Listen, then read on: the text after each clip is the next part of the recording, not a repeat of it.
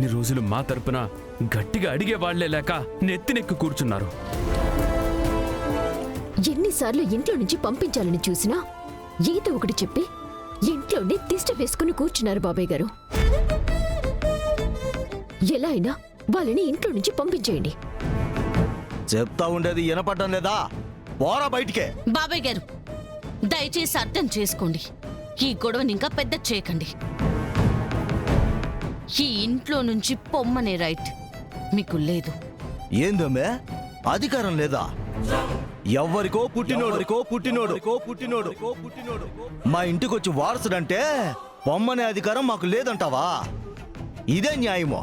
వయసులో పెద్దవారన్న గౌరవంతో మీరెన్ని మాటలన్నా ఊరుకుంటున్నాం, కానీ ఇంకోసారి మా అత్తయ్య గారి గురించి తప్పుగా మాట్లాడితే చూస్తూ ఊరుకోము. ఏందే సక్రమంగా పుట్టనోడ్ని నువ్వు సక్రమంగా పుట్టలేదురా నాయనా అన్న కూడా తప్పేనా? రేయ్, నేను పాపరాయిని చెప్తా ఉండాను, మా బావకి నువ్వు పుట్టలేదు. ఇదే నిజం. పో ఎవరికి పుట్టావో తెలుసుకో పో. రేయ్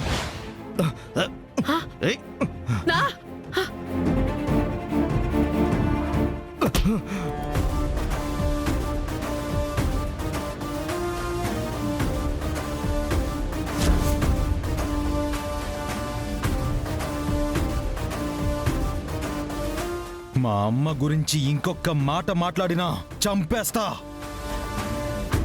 మా అమ్మ దేవత. నేను మా అమ్మ నాన్న ప్రేమకే పుట్టాను. అర్థమైందా? రై, మా మావయ్య షర్టే పట్టుకుంటావా నిన్ను? ఆగురా.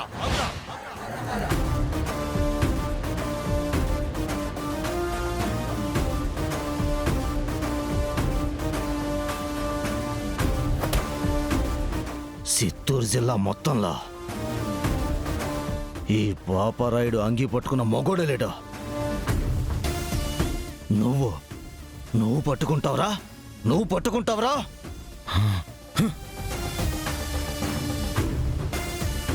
నాతో పెట్టుకునేదే నీకంత మంచిది కాదు. ఇంట్లోంచి పొమ్మని చెప్పినా కదరా? ఎన్లే కదా? అయితే సావో.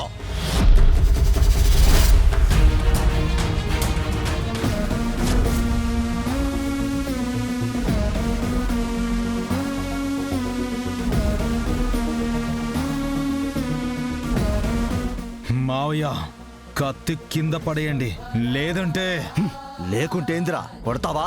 కొట్రా నిన్ను.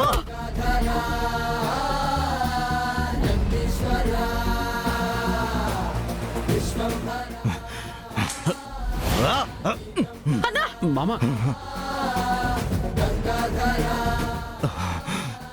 మావయ్య ప్లీజ్, మీతో నాకు గొడవ పడాలని లేదు. ఇన్ని తూర్లు చెప్పాలరా నీకో? వరుసలు కలపద్దనే.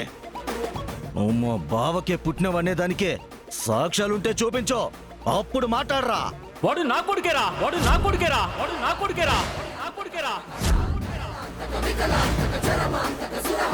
శరణేశ్వర భువనేశ్వర శుభమేశ్వర శివ శివ త్రిగుణాకర కరుణాకర పరమ